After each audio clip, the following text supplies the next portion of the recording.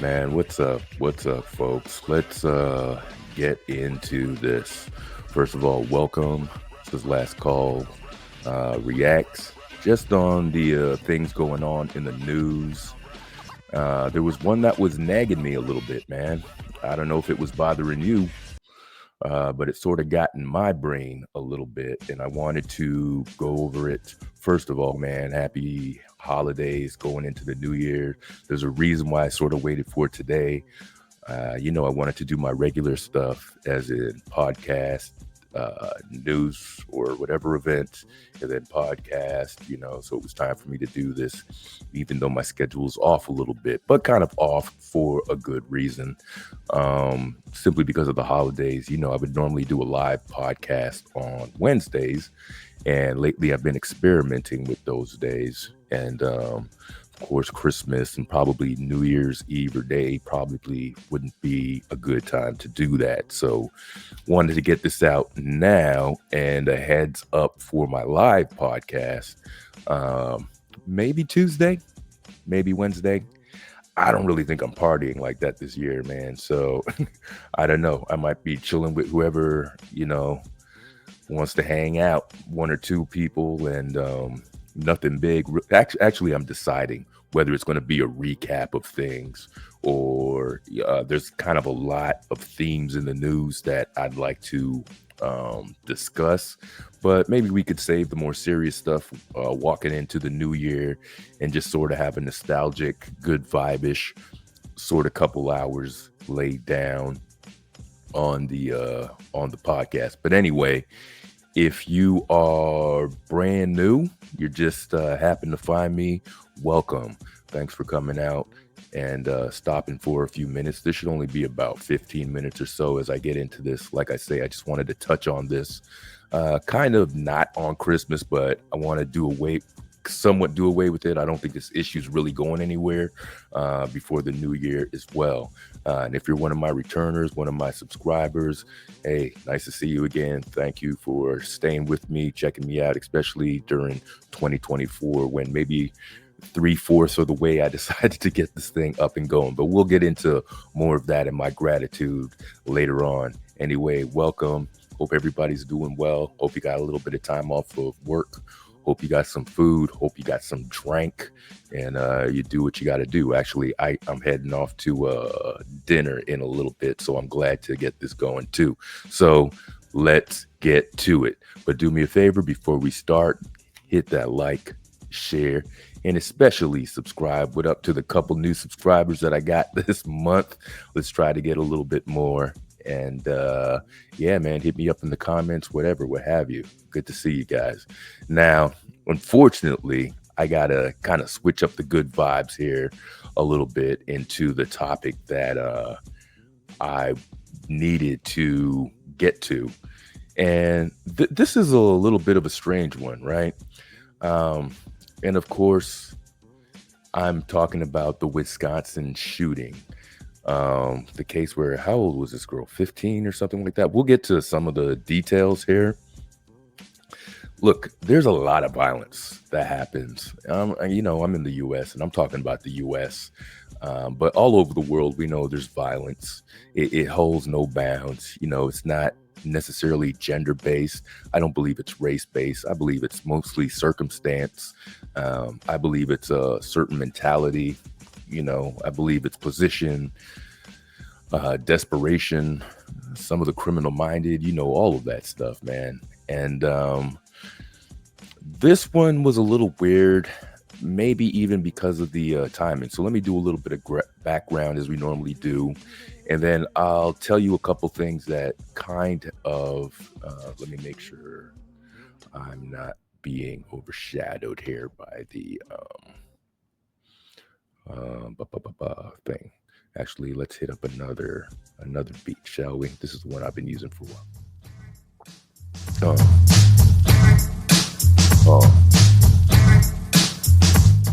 All right. No playing around. Let's get into this.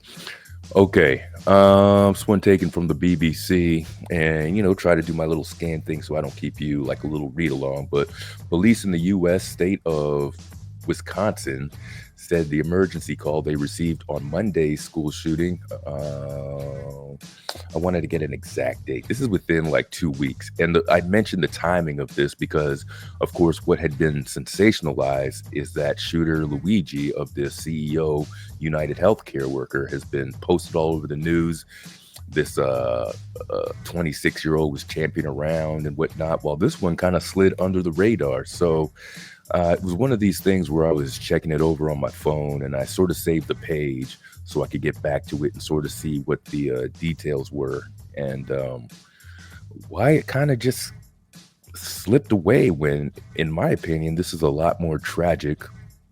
You know, life is life, whether you believe CEO was a bad man and Luigi being hailed as a hero. I don't really care. Life is life. But this is tragic for a few reasons. So let's go through this. Where did I lead off? A teenage pupil. Okay. So Monday. Let me go back. I totally forgot where I left. Monday, police in the U.S. state of Wisconsin said the emergency call they received over Monday's school shooting came from the second grade teacher, not a student, as they had previously stated. Okay, so that's one of the things that I heard is that it came from a second grade. A student actually made the call. So during all the kerfuffle, it was wrongly reported. A teenage pupil and a teacher were shot dead and 6 others injured in a Christian private school by a 15-year-old girl named by authorities as, I might as well name it, it's right here, Natalie Roopnow. The attacker, who attended the school, was found dead with a handgun. So apparently the student offed herself after she committed this crime. Fast forward a little, there was a manifesto and, she meant to do this day. Madison Police Chief Sean Barnes apologized for mistakenly saying the 911 call came from a child who would have been no older than 7 or 8 years old, attributing to the error to a misreading of the police log. Mr. Barnes said that the motive for the deadly shooting appeared to be a combination of factors. So I don't like to bore you guys with word for word, so let me just try to skim. Victims have not been named. They've not been named, but we know it was another student and it was a teacher, we believe, too. Student believes 2 students were facing life-threatening injuries. I haven't even heard any follow-ups if those students made it, Good for the doctors and students if they pull through anything like that. But really weird. This stuff would have stayed with us on the news for a while, and that's a little part of my rant I'm going to get into later on. The attacker, who used the first name Samantha, is believed to have died from a self-inflicted gunshot wound. No officers fired shots. She attended the school before launching Monday's attack. Chief Barnes said the shooting was confined. I'm sorry, I can't even read over here. To a study hall with students in mixed grades. All right, so let's go to some of this stuff. Asked about some text posted online that is purported to have been authored by the shooter. We haven't been able to verify its authenticity. We're certainly aware that it's been posted by the person that they think it has been or is connected to it. And the information has been shared with the FBI. So they're being a little careful with this, although, it could be anything. But, I believe some of the pictures that I saw, and I'll play a little video later on, certainly indicates that it's this person. The family has been cooperating with the investigation. Local media reported that the property of north of Madison was raided on Monday, so they're looking for stuff. All right. Now, it's a private school, Abundant Life Christian School. That's pretty interesting, and that even makes it more interesting why it didn't stay afloat in the media longer than it did. I mean, there's so many factors. The fact that it's a female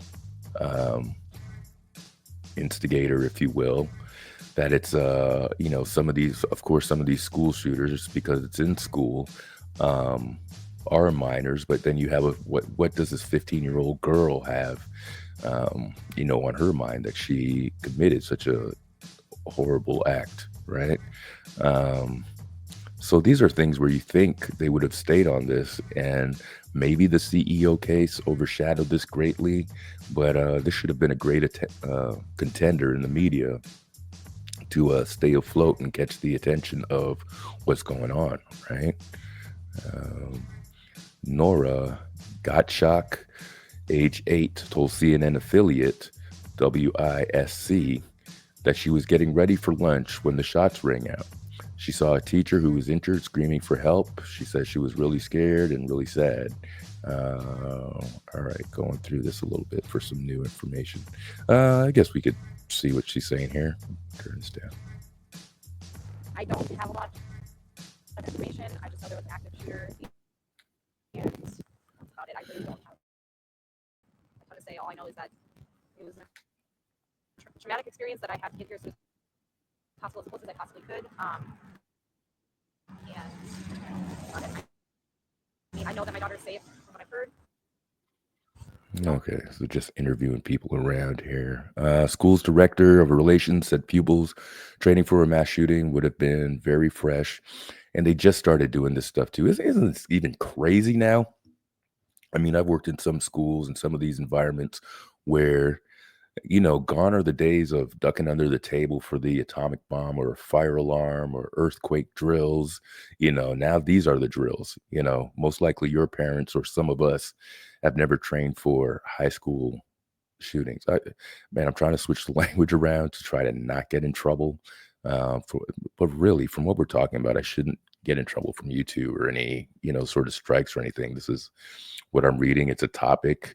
Out of all the things that I've seen on YouTube, this is the stuff they're going to be shielding people from. But anyway, so it goes into a little bit of mass shootings, education week, man. Okay.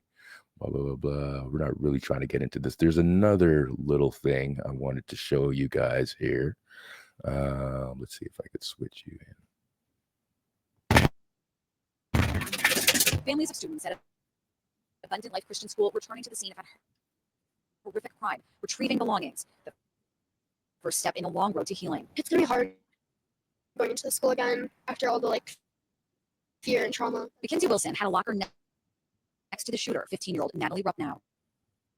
She was really quiet. She didn't really have any friends, and she just seemed really lonely. And she was just it was like she was trying to fit in. She seemed very content being alone, I guess. This is new details are emerging about Ruppnow, who opened fire at a private Christian school in Madison, Wisconsin Monday, killing 2 and wounding 6 others. According to court documents obtained by CNN, her parents married and divorced twice within the span of about 10 years. Yeah. The documents show a complicated arrangement with Natalie moving between homes every 2 to 3 days. Ultimately, her father, Jeff, had primary custody with regular visits from her mother, and they lived roughly 40 minutes apart. The documents also show that Natalie attended therapy, and her parents were encouraged to join her. Neither Jeff nor Melissa Ruppnow have responded to CNN's multiple requests for comment, but court family documents say at one point reported a generally positive co-parenting relationship. Police say Ruppnow's parents, Jeff and Melissa, are... That's hard. That's hard. And I'm not saying just that situation. I mean, maybe half or more of the kids in school these days, or you and I growing up, are products of split families, that didn't make it. That's just what it is now. It's almost normal to have, dare I say it, I mean, you could battle me in the comment section or just look up the what the hell do you call it, the stats.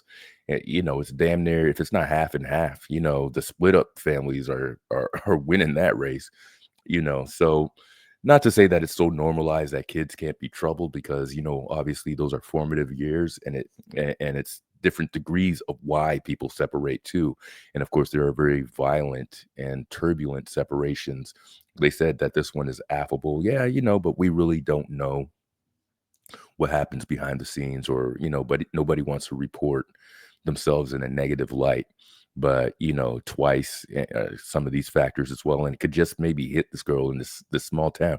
This is Wisconsin. Remember, this is why I put a Happy Days in there. This is where the Fonz is from. Everything's supposed to be cool on that side, but how much sympathy can you have for somebody who has a split up family? Yeah, you should have some, but also we can't. Uh, I'm also, what the hell do you call this thing? When somebody leans on, have that dependency on, damn, there's a word that I'm missing. Stephanie was here. She filled me right in. That, and it's tough. It's a kid. It's their formative years. That's all I'm trying to say with this. And, they're trying to dig reasons, but let's not start just pinpointing these reasons right away.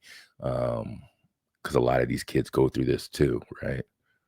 But I find it interesting that, again, how different news is reported and how they were reporting on Luigi, about his good attributes and stuff. And yeah, I don't want to make this a demographical or racial thing, but I definitely see a difference in the way information is reported in these cases. But let's continue. These are subjects I want to visit in the new year. Well, cooperating with the investigation. According to police, Rupp now used a handgun in the attack, but it's unclear how she obtained the weapon. A Facebook photo posted by Ruppnow's father in August shows her at a shooting range. A comment from her dad on the photo says they joined the range in the spring. And, quote, "We have been loving every second of it." She's also seen wearing a KMFDM shirt, the German industrial rock band whose lyrics were cited by the shooters at the Columbine High School massacre in 1999 in Colorado. The band at the time condemned that horrific attack. The band's music. Isn't that interesting? That's some pretty decent reporting right there. That that some of these connections are being made. Could it be nothing? Yeah, it could probably be nothing. And again, it can't be that coincidental either, right? So these are interesting things to note. I want to finish this video here. Music also accompanied a TikTok post from Dylan Butler shortly before he opened fire at a school in Iowa in January, killing a 6th grader and wounding 7. Police say they're looking into Ruppnow's activity online. Experts say any social media footprint left behind by Ruppnow is crucial to the investigation. In order to get to that motive, the investigators will have to rely on witnesses, any writing she left behind, and a deep dive into her social media history to see if there's any indication why she conducted this heinous act. A heinous act that took the life of a teacher who Wilson says was popular among students. She really loved her kids. This is another thing. We spent time with the CEO, offer leader, whatever you want to put in there. And we found out a way that he was a terrible person. Not that it makes this guy justified in his actions, because we live in a country that has a criminal system, a system that you don't go through, that you just off people that you're not friends of or enemies of, right? Here we have this girl who may have had signs from what we just saw off a person of inspiration and a person who went to be inspired to this location. So this has a lot of the makings and whatnot. I wonder if they're going to find any of that, the white supremacist thinking or ideology behind this as well. Is almost as like what they are insinuating. Really loved everyone at our school, and she would have done anything for them. Looking back, I wish I could have gone back and given her a hug. So isn't that interesting? And I want to just play a little of this. They're going to say a lot of the same things. Thank you for joining us tonight. I'm TD Gatton. And tonight, the Madison, Wisconsin community is in mourning after a teacher and student were killed in a shooting at a Christian school. Police say the shooter also died. Let's get straight over to Jeff Harris at the live desk. And police just shared an update. Jeff, what are you learning? Some new information just into the live desk. Dee Dee, we've now learned that the suspected shooter is 15-year-old Samantha Ruppnow, who you see right here on the left-hand portion of your screen. A teacher and a student are now dead. 6 others were hurt. Police say she planned the attack in advance. Police are now combing through her family's home, already confirming they found a manifesto planning this crime. Police say a handgun was used in this shooting. A second-grade student was the first to call 911. Within minutes, police arrived and found the suspect dead with a self-inflicted gunshot wound. Now, police are trying to trace that handgun. I was getting ready for lunch, so it was basically lunch time. And then I just heard sobbing. All right. I think actually I may have played the. And there was a. I wanted to play first, but it's okay because we covered all of the information. Teacher, and she was screaming like, "Oh, my play a leg! little Help! bit. Help!" Do you know that teacher, Paul? Mhm. What was it like to hear that? I was really scared, and I was really sad. Now, the school doesn't have metal detectors nor resource officers. All right. So this is just going through a lot of the things that I kind of already went through. I'm sorry, but I did play the other one backwards over there. And the basic points that I wanted to make are this was a little swept under the rug. And, you know, we're saying mass shooting. I think mass shootings in the U.S. are described as 4 pupils or more, but it doesn't mean that they have to be fatal. It's who's affected or who's hit from the shooting as well. So this definitely qualifies for that. The scale of this, the obvious planning of this as well, where it comes from, the fact that now it's a female student that has a manifesto and apparent ties to, I want to be careful when I say hate groups but some sort of hate ideology as well, offed herself at the end of the whole ordeal, raises a lot of questions. Hold on one sec, I just got a drink here. It leaves a lot to be concerned, right? This was just kind of swept under the rug. I was thinking a bit. I don't think it has to do with just the time of year or anything like that. I'm just not sure they knew how to prioritize this story, because to me, this one is leagues above the CEO, I guess, assassination, if you want to say that. But this is definitely an interesting tale. I want to see if more things emerge. What happened to the other victims? Hopefully survive. But even the lack of follow-up as to what happened here is almost terrible reporting. Do we go back and revisit the Second Amendment debate falling into these hands? Yeah, she went to the range, but they weren't responsible owners. Are the parents, more likely the dad, going to be responsible? What's his role in his influence in the music and specifically the attire she was wearing? So hopefully in the new year, we could follow up on this sort of stuff too. Thank you for giving me your time. Do me a favor, like, share, subscribe, hit me up with a comment. Again, if you're new, thank you for passing by, checking me out. If you're one of my oldies, one of my subscribers on here, to everybody, Happy New Year. Nice to see you again. Drop me a comment, drop me a like. Let's chat about it a little bit. And I'll probably be doing a live in a couple days for some New Year's stuff, right? Thank you, everybody. Feel free to mull over the information on your own. This one hit a little different for some reason. And it sort of did not grow legs. And I'm sitting here wondering why. I had it saved in my phone for a little bit because I wanted to go on and maybe, you know how I do, maybe I want to talk about things, maybe I don't. And turns out I did want to do this when I had time. So go over it. Let me know what you think, please. Peace.